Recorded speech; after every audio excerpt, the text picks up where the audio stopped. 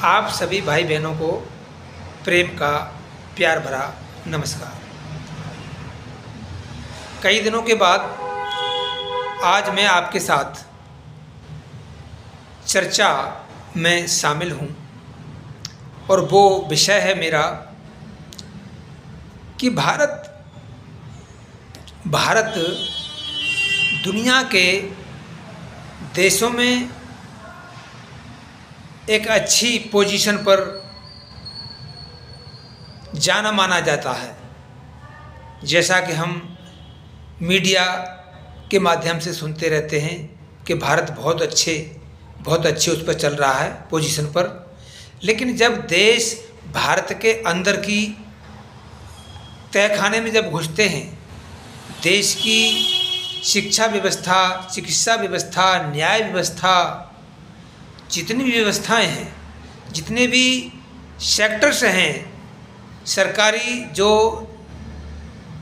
जनता के लिए संचालित हैं, अगर उनमें जाकर के देखते हैं तो बहुत फिसड्डी देश दिखाई देता है।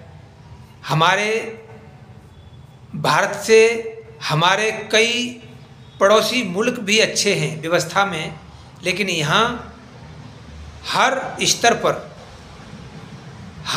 पर चाहे वो कोई सा भी डिपार्टमेंट हो, सरकारी हो चाहे प्राइवेट हो, हर स्तर पर भ्रष्टाचार की जो जड़ें मजबूत हुई हैं वो बहुत ही शर्मनाक विषय है।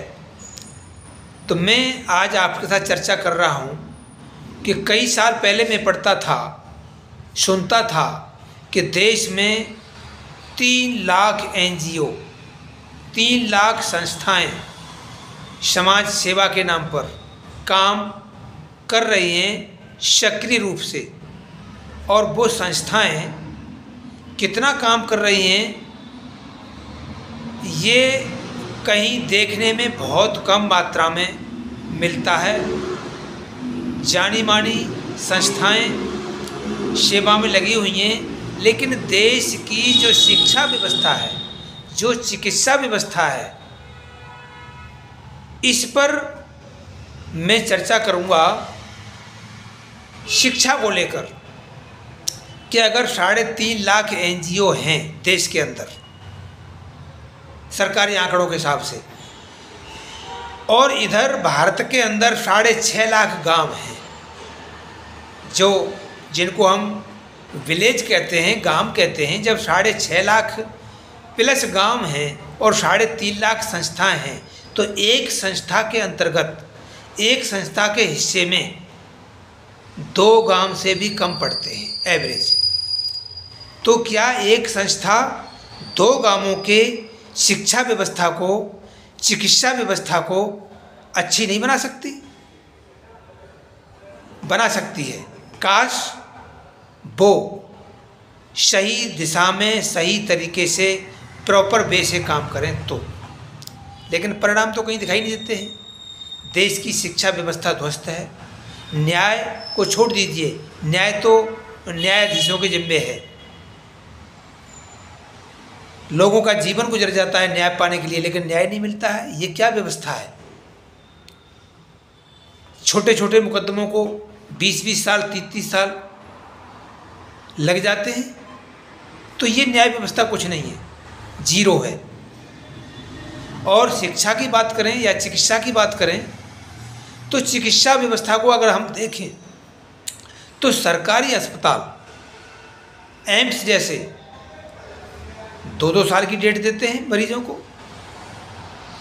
3-3 साल की डेट देते हैं मरीजों को। तो क्या वो मरीज 3 साल तक जिंदा रहेगा?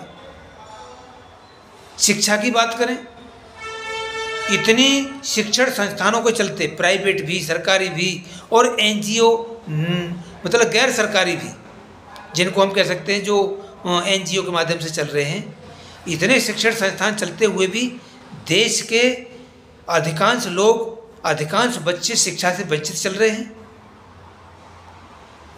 तो मेरा जो कहने का तात्पर्य यह है कि अगर किसी भी परिवार को, समाज को या देश को उन्नत बनाना है, समृद्ध बनाना है और खुशहाल बनाना है तो सबसे पहले देश की शिक्षा, समाज की शिक्षा, बच्चों की शिक्षा को मजबूत करना होगा।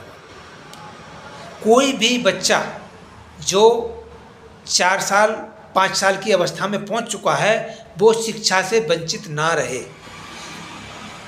किसी भी कीमत पर। ये हम सबका संकल्प हो। तमाम NGOs, तमाम सरकारी या गैर सरकारी शिक्षण संस्थानों का अगर ये ध्येय हो कि मेरे देश का एक एक बच्चा साक्षर और स्वस्थ हो तो इस देश को उन्नति के पथ पर डाला जा सकता है। जो बच्चे हैं ये बच्चे बिना शिक्षा के ना तो स्वयं को, भविष्य को उन्नत बना सकते हैं और ना ही राष्ट्र के भविष्य को उन्नत बना सकते हैं, क्योंकि ये बच्चे ही तो हैं राष्ट्र का भविष्य।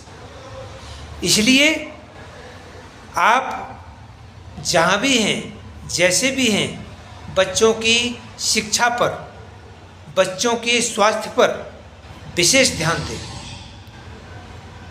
हमने अपने स्तर पर मानव हेल्थ केयर प्लस एजुकेशन संस्थान के नाम से Dharampur sector 107-8 BPO Daulatabad district Gurgaon Haryana अपने लोकल स्तर से बच्चों को शिक्षा, जो गरीब बच्चे हैं, जो कहें हम कि लेबर क्लास के जो बच्चे हैं, जिनके माता पिता सुबह से लेकर के शाम तक 10-10 घंटे 12-12 घंटे लेबर करते हैं, उनके बच्चों को शिक्षा की ना तो सरकार के द्वारा और ना ही कंपनियों के द्वारा कोई व्यवस्था है कि जहां उनके बच्चे शिक्षा ग्रहण कर सकें। तो मेरा आप सभी प्रबुद्ध जनों से, जो जिनके अंदर ये सोच है कि शिक्षा सर्वोपरि है और बिना शिक्षा के कोई भी समाज, कोई भी राष्ट्र, कोई भी परिवार उन्नत नहीं हो सकता, तो वो प्रयास करें थोड़ा थोड़ा अपने लोकल स्तर पर बच्चों को शिक्षा के माध्यम से शिक्षा के लिए खड़ा करें और उनको शिक्षा ग्रहण कराएं। तो ये हमारे लिए बहुत बड़ा धर्म और पुण्य, जिसको हम कहते हैं, ये बहुत बड़ा होगा। तमाम दान धर्मों से शिक्षा दान से बड़ा कोई धर्म और पुण्य हो नहीं सकता है, क्योंकि शिक्षा से उसकी बुद्धि का ताला खुलेगा और वो बच्चा फिर बड़ा होकर कोई न कोई ऐसा अच्छा रोजगार व्यवसाय अपना स्थापित कर सकता है जो उसका भरण पोषण अपने परिवार का कर सकता है। तो वो है हथियार शिक्षा। तो मैं आप सभी से, जो प्रबुद्ध जन हैं, जो बात को पकड़ते हैं, समझते हैं, उनसे मैं आग्रह और निवेदन करता हूं कि थोड़ा सा सहयोग करिए इन बच्चों के साथ। जहाँ जहाँ भी लेबर तबके के लोग रहते हैं उनके बच्चों के लिए, क्योंकि उनको सरकारी स्कूल दाखिला नहीं देते हैं, क्योंकि उनके पास कागज़ नहीं होते हैं। वो यहाँ अपने पेट की खातिर, बच्चों के पेट पालना के लिए पता नहीं कहाँ कहाँ से चलकर, कौन कौन से प्रदेशों से चलकर यहाँ पहुँचे हैं। और वो काम में उनका ध्यान, क्योंकि काम नहीं करेंगे तो दाम नहीं मिलेगा, दाम नहीं मिलेगा तो रोटी भोजन और कपड़ा नहीं मिलेगा।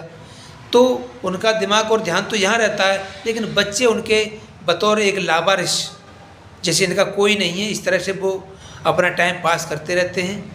तो ऐसे बच्चों को शिक्षा के साथ जोड़ने का प्रयास करिए। स्कूलों में जाकर के सिफारिश करिए, अगर संभव हो तो, नहीं है तो कहीं न कहीं उनकी क्लास की व्यवस्था करके उन बच्चों को शिक्षा के साथ जोड़िए। प्राइमरी स्तर पर आगे चल कर के कोई न कोई रास्ता उनका बन जाएगा। तो मेरा तो आपसे, आप सभी भाई और बहनों से बस इतना ही निवेदन है। हाँ, इसके साथ साथ एक निवेदन और किया है हमने, जैसे कि अभी हमने अपने गांव से कुछ पुराने वस्त्र जिन लोगों ने, बच्चों ने पहनने छोड़ दिए होते हैं पुराने होने के कारण, लेकिन साफ़ सुथरे होते हैं। तो हमने वो मांग कर ली, उनसे डिमांड की, और सारे गांव दौलताबाद से मैंने बहुत सारे वस्त्र कट्टे भर भर के, बैग थैले भर भर के यहाँ तक लेके आया और अपने यहाँ बैठ कर के उनकी स्टॉल लगाई। और जो लेबर तबके के जो मजदूर थे जो यहाँ लेबर करते हैं, उनको बुला बुला करके उनको दिखाए और वो कपड़े उनको ले गए। देखिए ये है देश की स्थिति हमारे की, कि उन्होंने उन कपड़ों को बड़े सहर्ष स्वीकार किया चूँकि उनको ज़रूरत थी। तो ऐसे बहुत सारी वस्तुएं ऐसी होती हैं जो हमारे घर में व्यर्थ होती हैं लेकिन उनके काम की होती हैं। तो ऐसी भी व्यवस्था हम दे सकते हैं गरीबों के लिए और उनके बच्चों के लिए। तो बस मैं इतना ही कहूँगा कि जितना कर सकते हैं उनके स्वास्थ्य पर, उनकी शिक्षा पर सक्रिय होकर के कुछ काम करिए। इन्हीं शब्दों के साथ आप सभी भाई और बहनों का बहुत बहुत आभार और धन्यवाद। जय हिंद।